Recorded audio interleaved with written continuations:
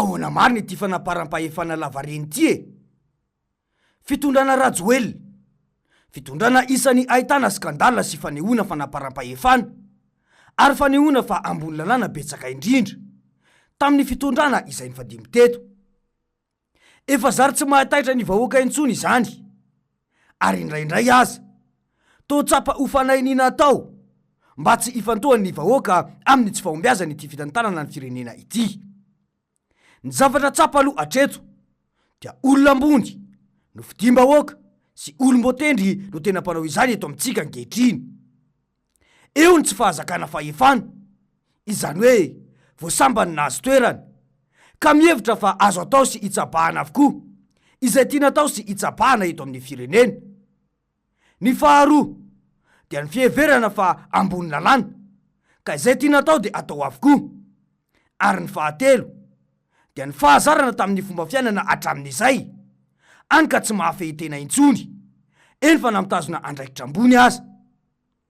Ireo rehetrareo anefa dia lasa ohatra ratsy ho an'ny vahoaka, any ka tsy mipetraka intsony ny mahafahakantahaka ny mpitondra eto amintsika ankehitriny. Nandalo teto izany solombavam-bahoaka ny famaly sy ny ady anarabe tamina ben'ny tanàna izany tany amin'ny tapany avaratry ny nosiny. Teo ihany koa ilay raharaha izay nampiasana fitaovam-piadiana mihitsy teny Ambatobe. Teo ihany koa ilay solombavam-bahoaka sy lefitry ny ben'ny tanàna izay ny famaly sy ny fameli-daka atao anatina birao tany Sambava ireny.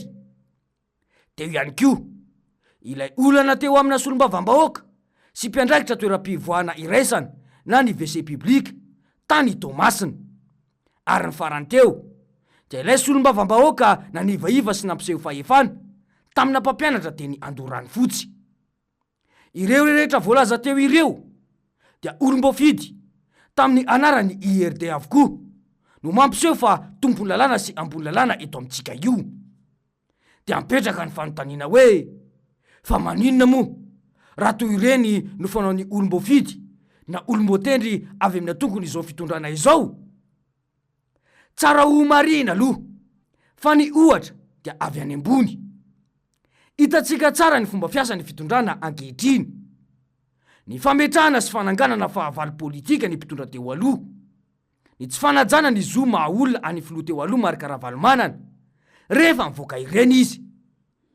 Hitatsika farany teo ny tany Toliara izay tsingeritaona naterahana dia sahin'ny mpitondra nandrava izany tamin'ny alalan'ny fandefasana mpitandro ny filaminana sy nandrara any filoha Marc Ravalomanana. Tsy hiditra ao amin'ny tranony dia ny Magro ao Toliara izany mba anamarika io tsingeritaona naterahana io. Tsy tonga ho azy ireny fa misy ny baiko. Hoy indrindra mantsy ny fanazavana izay nataony mpitandro ny filaminana io raha nanazava fa baiko ny azy ireo tamin'ny revi-taona ireny. Na réquisition ve nareo chef tsy afahanay mampiasa an'le Chef tourne votre parole monsieur. Manana autorisation ve nareo? Réquisition zay manana. Afaka hitanay Zay manana réquisition. C'est où irany autorisation nareo fa nareo nitarika olona. Dia asehoko koa nia. Zay tsy hitarika olona fa zay hitarika reto zao andeha ao Magro zao anareo manao manifestation ao amin'ny toerana lazainareo hoe anareo dia namany tsy misy réquisition zay manana. Afaka mba hitanay ve afaka mba mety mahita an'izay fa zay zafady. Atsehony autorisation nareo aloha. Azafadika aty aminay aloha izy. Azafadika aty aminay monsieur le député de Madagascar. Élu Antananarivo. Ozy izy ianao hoe lany tao Antananarivo samihafa. Tsy discuter an'izay monsieur le député de Madagascar atsaina. Fa izao fotsiny izy hoe lasa misy abus d'autorité. Sisy abus Abus d'autorité zay aminay a. Fa rehefa tsy mahazo autorisation tompoko efa nanambarany zay ny préfet maly entsika rehetrarehetra dia alao mifanaja. Mifanaja isika. Zay tsy manana eritreritry ny anankirotany. Fantatra re tsara fa raha mbola mipomba amin'ny président Ravalomanana zany nanao hetsika tsy mbola nisy korotana ary tsy nisy fandrombana na hatreta Toliara io natrany fianaratsoa natrany Antananarivo. Zay indrindra mantsy fantatry mihitsy. Rehefa tsy mahazo fanajana baiko ile anareo fa tsy fanajana lalàna. président Ravalomanana Fanajana baiko ile anareo fa zay ny tena rehefa lalàna dia lalàna. Zao samihafa nisy fanajana baiko ordre sy ny fanajana lalàna samihafa zay. Zay indrindra mantsy dia mirafitra aty ambany aty ny baiko. Ok d'accord. Mazava amintsika rehetra tsara angamba ny fanazavany teo izay. Baiko, baiko, baiko. Ino aseho sy ilazana fa izy ireo no mitondra ka izay tian'izy ireo atao ninonino dia azo ataony avokoa. Dia mipetraka ny fanontaniana hoe ny fahefana ve no malasa adala sa ny adala no mahazo fahefana? Ny tany Tomasina moa dia hitantsika tsara fa nandeha tongotra mihitsy ny filoha Marika Ravalomanana ary nasehony tamin'izany fa tsy ampihemitra azy ny fanaovana raha matahora sy ny sakatsakana izay atao aminy. Raha olo-mendrika tokoa no mitondra ka tena manana ny antsoina hoe elanelam-panahy dia ny fona tamin'ny filoha Marika Ravalomanana tamin'ireny zavatra ireny, satria ninonino nambara dia ray aman-dreny ny vahoaka malagasy ny filoha Marika Ravalomanana ary efa filoham-pirenena nandritra ny taona maro ihany koa.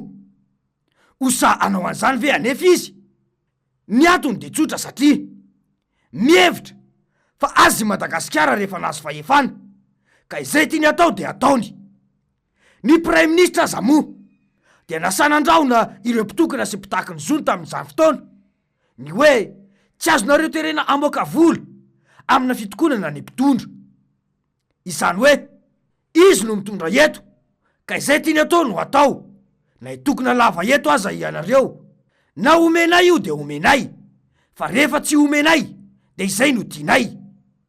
Izay raha bangona tokana io teny nataon'ny Prime Ministre io dia ho gaga ve isika raha toka tsindrazo lena no manjaka raha vo misy ny olana amina olom-boafidy avy amin'ny fitondrana na olom-botendry? Izany no mampiavaka ny antoko politika sy ny vovonana eo amin'ny atao hoe discipline de parti. Tsy antoko politika aloha ny RD mazava ho azy fa tsy misy izany antsoina hoe discipline de parti izany. Any ka samy manao zay patany rehefa mahazo ny fahefana. Io discipline de parti io no mbola mampiavaka ny antokotiko i Madagasikara hatramin'izao fotoana izao. Izany no mahatonga ny olom-boafidy sy ny olom-botendry ao aminy ho voafehy ny lalàna tanteraka. Hoy indrindra mantsy ilay solombavam-bahoaka raha nanao tsindry-bokotra tamin'ilay mpampianatra anjana teny Andorany fotsiny hoe avereny ny vavanao fa tsy matahotra solombavam-bahoaka azonao dia zay le izy eto mason'ny mpianatra zay ny miresaka. Dia mipetraka ny fanontaniana hoe fa tokony atahoram-bahoaka moa ve zany ilay mpisolo vava azy eny anivony anteny miera-pirenena? Izany fomba fiteny izany dia midika mazava fa azy ny fahefana ka afaka manao zay tiany atao na inona izany. Tsy mbola vitan'izany fa ny ampiny ihany koa hoe dia miala tsiny aminao fa ianao zany nianatra be tamin'ny resaka inona misy teo filazazy ramse EPS dia mianao zao ianao raha matoministra nizaniza nitalehan-tsekoly fa zay zavatra misy misaotra tompoko solombavam-bahoaka anjy raha tsy vahiny Raid Brian. Entsika tsara ngamba ny fanazavany teo. Ekena aloha fa mamy ny zanaka saingy misy lalàna sy ny ambaratonga atona sy fampiresahana rehefa misy ny tranga tahaka ireny. Azony natao tsara nanazava izany mangingina tamin'ilay mpampianatra na nanatona mihitsy ny tao amin'ny birao. Nahoana nefa izy no tsy nanao izany? Hoy indrindra mantsy io mpanabe io raha namaly sy nitondra fanazavana momba io tranga io hoe azany amin'ny dokotera hoe ny hôpitaly le zaza tsy afaka manao EPS. Faharoa zay de fahatelo io zaza io hatramin'izay reo mpikidy reo mahita azy fa tsy manao EPS izy fa rehefa mazoto izy de nanao izy zany de avy amin'izay izy angamba 200 metres izy zao izy hijanona toy izy moramora ho fa tonga ery fa mijanona marina ve lasany ny zavatra teny anao ny nahita letikelaty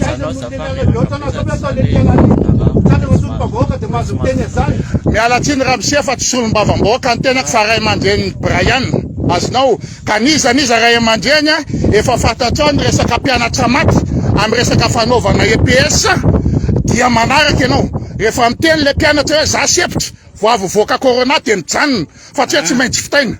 Izy io misy taratasy izy tsy manao hatramin'izay. Marina mihitsy izay voalazan'izay. Izay no antony mahatonga ny sendika nanohana io mpanabe io satria misy lalàna ao amin'ny fanatanterana ny asan'izy ireo io. Tsy tongatonga ho azy ny fandefasana io resaka io mivantana tamin'ny compte Facebook ny ingasy olom-bavam-bahoaka fa te ampiseho fa ingasy olom-bavam-bahoaka manoana fitondrana no mitaraina. Ny faharoa dia ny fiantsona ny ministera sy ny tompon'andraikitra mba handray andraikitra sy ampiatra lalàna amin'io mpanabe io. dia midika mazava fa afaka mibaiko ny rafitra rehetra izy satria olom-boafidy miaraka amin'ny fitondrana. Ny tiana olazaina dia izao: ny azo vaniko lakana dia ny tanina ny riny no tsara hoy ny fitenenana malagasy izay. Dia ho gaga ve sika raha toy izao ny zava-misy eto amin'ny firenena? Fa ahoana mariny?